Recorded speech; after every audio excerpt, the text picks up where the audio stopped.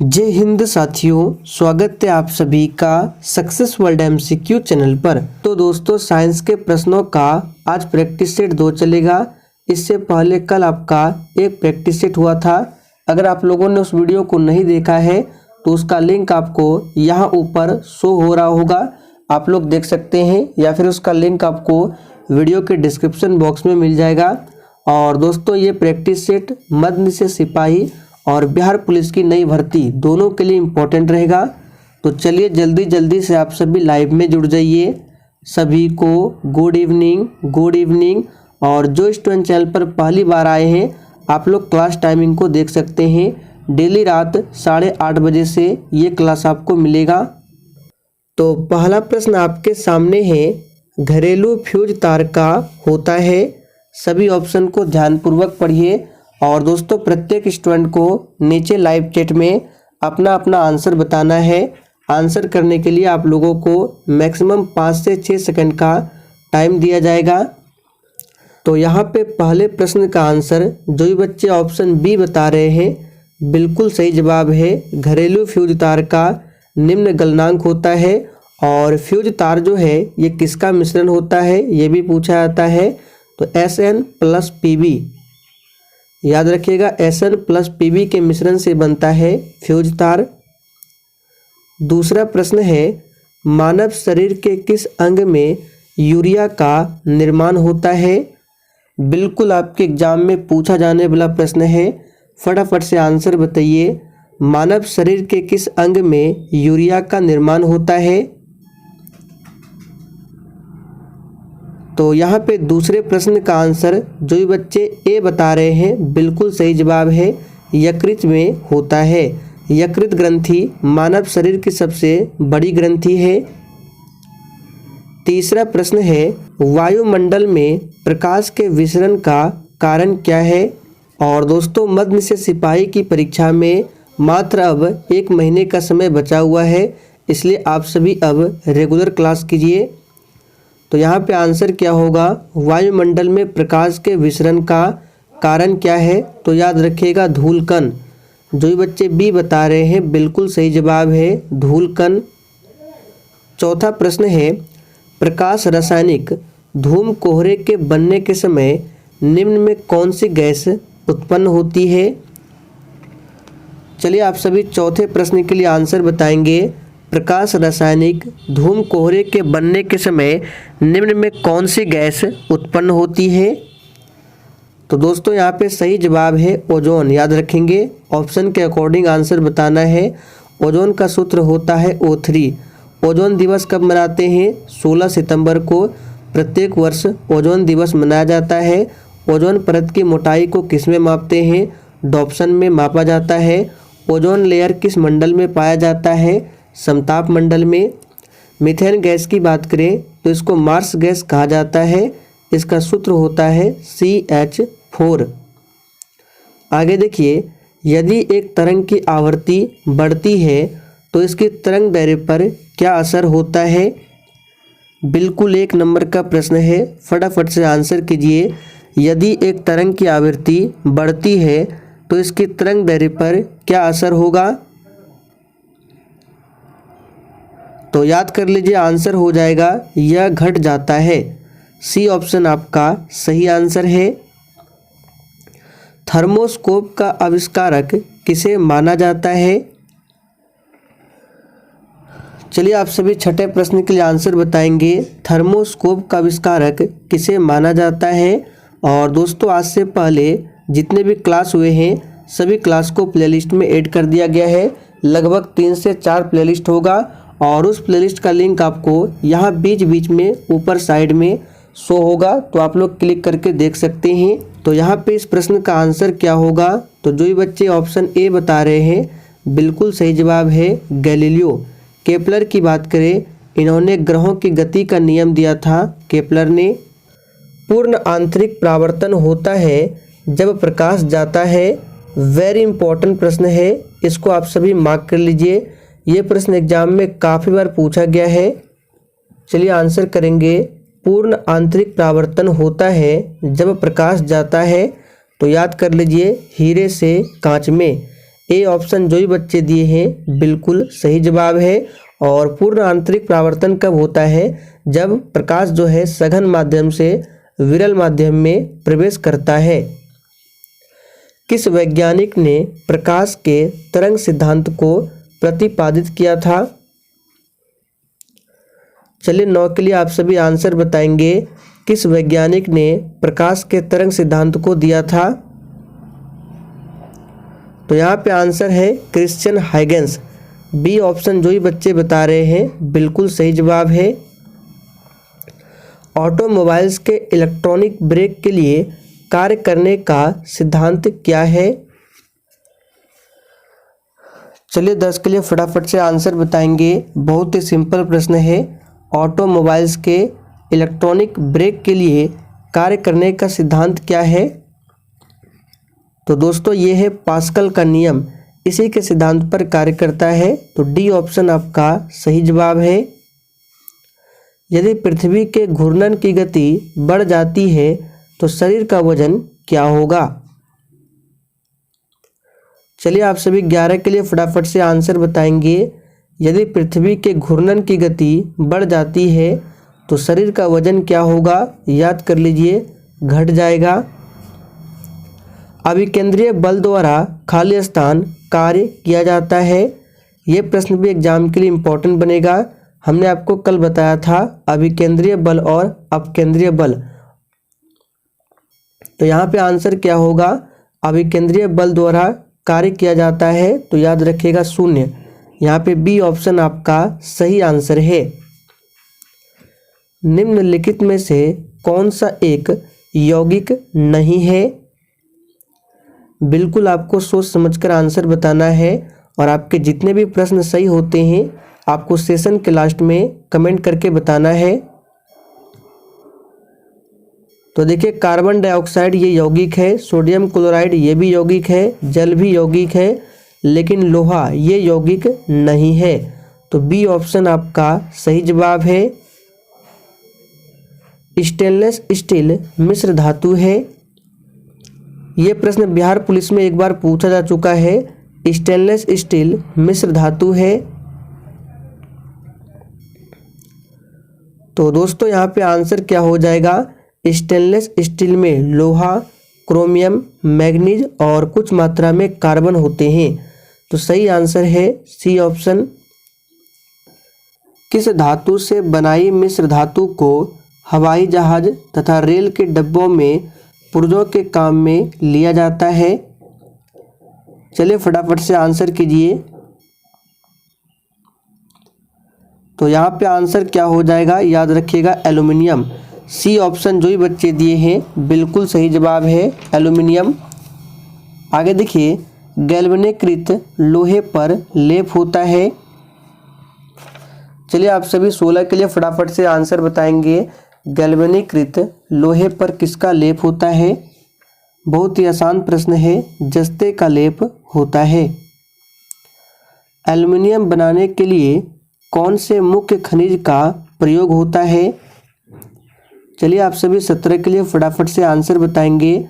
और दोस्तों जिसने अभी तक सेशन को लाइक नहीं किया है तो आप सभी सेशन को दिल से एक बार ज़रूर लाइक करेंगे। तो एल्युमिनियम बनाने के लिए कौन से मुख्य खनिज का प्रयोग होता है? तो आप सभी जानते हैं बॉक्साइट। याद रखेंगे बॉक्साइट का प्रयोग किया जाता है। और बॉक्साइट उत्पादन में कौन सा राज्य अग्रणी है पूछा जाता है? उड़ीसा। याद रखिएगा। हेमेटाइट ये लोहा से संबंधित है। लिग्नाइट की बात करें ये कोयला से संबंधित है। फ्रियोन इस्तेमाल कहाँ किया जाता है?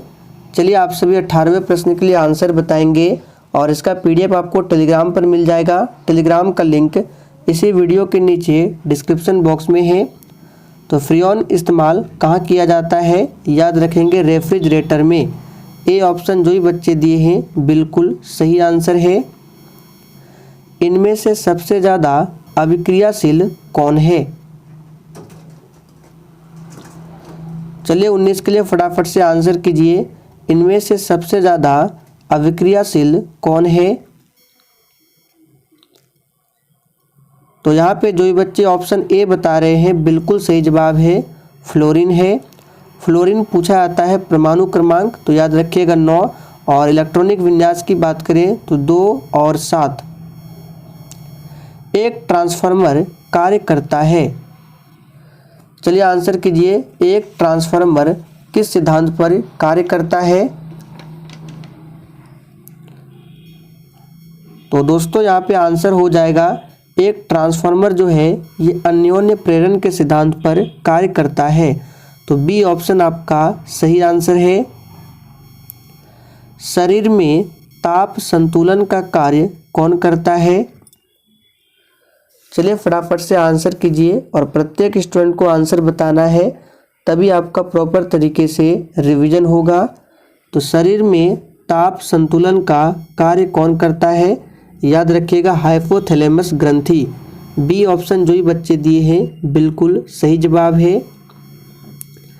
किस कोशिका में जन्म के पश्चात कोई विभाजन नहीं होता है। चलिए आप सभी 22 के लिए आंसर बताएंगे, और अगर आपको किसी भी प्रश्न में थोड़ा भी डाउट होता है तो आप लोग तुरंत कमेंट करके पूछ सकते हैं।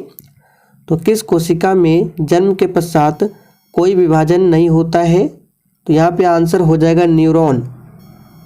सही कर लेंगे, यहाँ पे आंसर क्या होगा, न्यूरॉन। आगे देखिए, रक्तचाप पर कौन नियंत्रण करता है।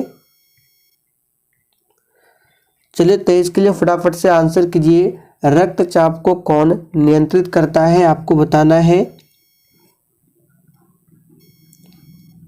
तो यहाँ पे आंसर क्या हो जाएगा, ए ऑप्शन मेडुला ऑब्लंगेटा, ये नियंत्रित करता है।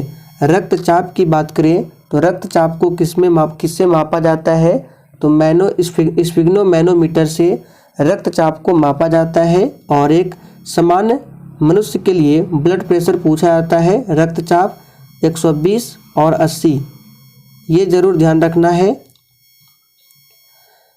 न्यूरॉन का कार्य क्या है, यहाँ पे न्यूरॉन होगा, न्यूट्रॉन नहीं। न्यूरॉन का कार्य क्या है। चलिए 24 के लिए फटाफट से आंसर कीजिए, न्यूरॉन का कार्य क्या है। तो दोस्तों यहाँ पे सही जवाब है, मस्तिष्क में सूचनाओं का आदान प्रदान करना, ये न्यूरॉन का कार्य है। हड्डियों के अध्ययन को क्या कहा जाता है। चलिए 25 के लिए फटाफट से आंसर कीजिए, हड्डियों के अध्ययन को क्या कहा जाता है। तो यहाँ पे जो भी बच्चे बी बता रहे हैं बिल्कुल सही जवाब है, ऑस्टियोलॉजी। याद रखना है, हड्डियों के अध्ययन को ऑस्टियोलॉजी कहा जाता है। निम्नलिखित में से किस एक की उत्पत्ति यकृत का कार्य है।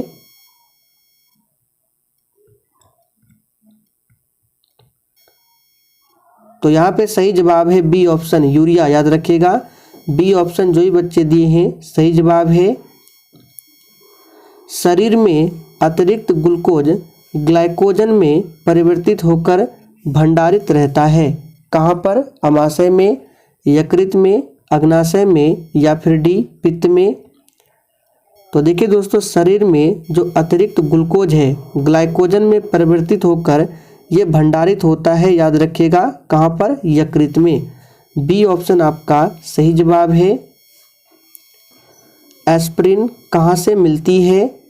चलिए आप सभी 28 के लिए आंसर बताएंगे, एस्पिरिन कहाँ से प्राप्त होता है। तो देखिए दोस्तों, एस्पिरिन जो है एक पेड़ से प्राप्त किया जाता है, तो सही जवाब है सी ऑप्शन। प्राकृतिक गैस का मुख्य अवयव क्या है। बहुत ही आसान प्रश्न है, लेकिन एग्जाम में पूछा जाता है। आंसर बताएंगे, प्राकृतिक गैस का मुख्य अवयव क्या है। तो आप सभी जानते हैं ये मीथेन है, और मीथेन को मार्स गैस कहा जाता है। इसका सूत्र होता है CH4। जड़ की कोशिका में उपस्थित लवण को क्या कहते हैं। चलिए आप सभी 30 के लिए फटाफट से आंसर बताएंगे, जड़ की कोशिका में उपस्थित लवण को क्या कहते हैं। तो यहाँ पे जो भी बच्चे ऑप्शन बी बता रहे हैं बिल्कुल सही जवाब है, ल्यूकोप्लास्ट कहा जाता है। निम्नलिखित धातु तत्व में धात्विक चमक होती है। इन चारों ऑप्शन में से बताना है किस धातु तत्व में धात्विक चमक होती है। तो बहुत ही आसान प्रश्न है, ये है आयोडीन। सी ऑप्शन जो ही बच्चे बता रहे हैं बिल्कुल सही जवाब है आयोडीन। गैस जो मौसमीय परिवर्तनों को प्रभावित नहीं करता है वह कौन सी गैस है। चलिए 32 के लिए फटाफट से आंसर कीजिए। गैस जो मौसमीय परिवर्तनों को प्रभावित नहीं करता है वह कौन सी गैस है। तो याद रखिएगा ऑक्सीजन। ए ऑप्शन आपका सही जवाब है। यह मौसमीय परिवर्तनों को प्रभावित नहीं करता है। तारक रश्मियाँ निकलती है। चलिए 33 के लिए आंसर कीजिए। तारक रश्मियाँ कहाँ से निकलती है। तो सही जवाब है ऑप्शन ए तारक काय से। याद रखिएगा तारक काय से तारक रश्मियाँ निकलती है। यहाँ पे इस तरह से होगा तारक काय, ठीक है। तारक काय से तारक रश्मियाँ निकलती है। अधात्विक खनिज का उदाहरण कौन सा है।